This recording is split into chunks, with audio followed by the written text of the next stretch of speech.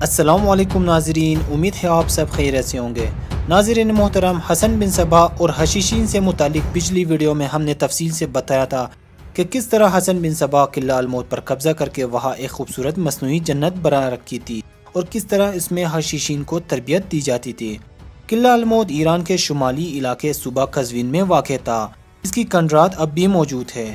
حسن بن صبا کم و بیش 35 سال تک ان کوہستانی قلعہ جات پر قابض رہا۔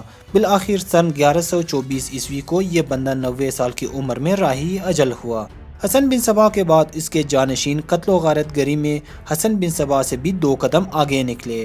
اس معلوماتی ویڈیو میں ہم حسن بن صبا کا آخری جانشین رکن الدین خورشاہ اور ہلاکو خان کے ہاتھوں قلعہ الموت کی تباہی کے بارے میں بتائیں گے۔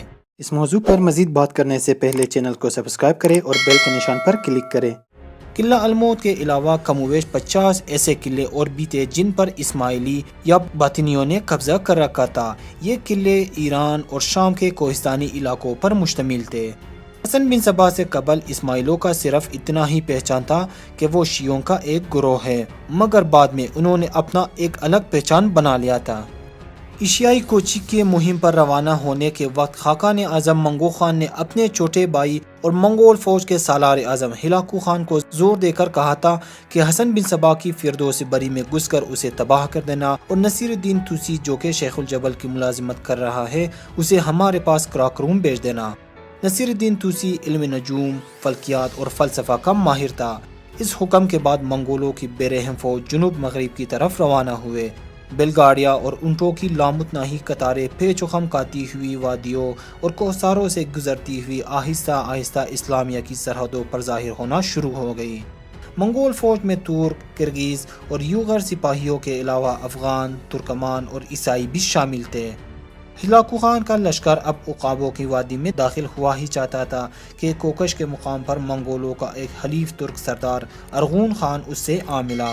یاد رہے کہ قلعہ الموت کے بانی حسن بن صبا پہلے سے مر چکا تھا، جبکہ اس کے جانشین ایک کے بعد دیگر قلعے پر قابض رہے اور ہر دور کے جانشین کو شیخ الجبل کہا جاتا ہے۔ قلعہ الموت انتہائی دشوار گزار پہاڑی کی بلندی پر واقع تھا۔ قلعے تک پہنچنے کے لیے ارد گرد بظاہر کوئی راستہ نہ تھا۔ چاروں طرف گہری گھاٹیاں اور گھنے جنگل تھے۔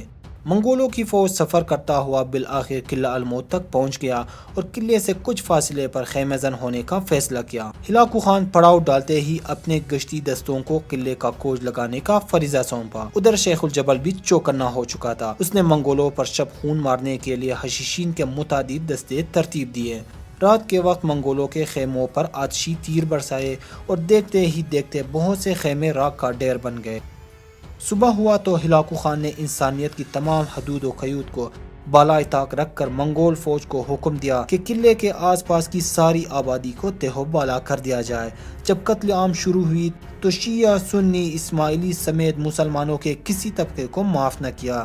منگولوں کے خان اعظم منگو خان اگرچہ مذہبی لڑائی نہیں چاہتا تھا، مگر اس پر عیسائیت کا اثر اسلام کی نسبت زیادہ تھا، کیونکہ اس کی ماں بھی عیسائی تھی اور ہلاکو خان کی بیوی بھی۔ اس کے علاوہ ہلاکو خان کی فوج کا سیکنڈ ان کمانڈ قطبوغا بھی عیسائی مذہب اختیار کر چکا تھا۔ قلعہ الموت کے گرد نواح میں آباد مسلمانوں کو صفحہ ہستی سے مٹانے کے بعد ہلاکو خان نے یہ بہتر سمجھا کہ قلعہ الموت کی تسخیر سے قبل اسماعیلیوں کے دیگر تمام کوہستانی قلعوں کو نابود کرنا ضروری ہے۔ چنانچہ فوج کے سیکنڈ ان کمانڈ قطبوغا کو یہ مہم سونپ دی گئی اور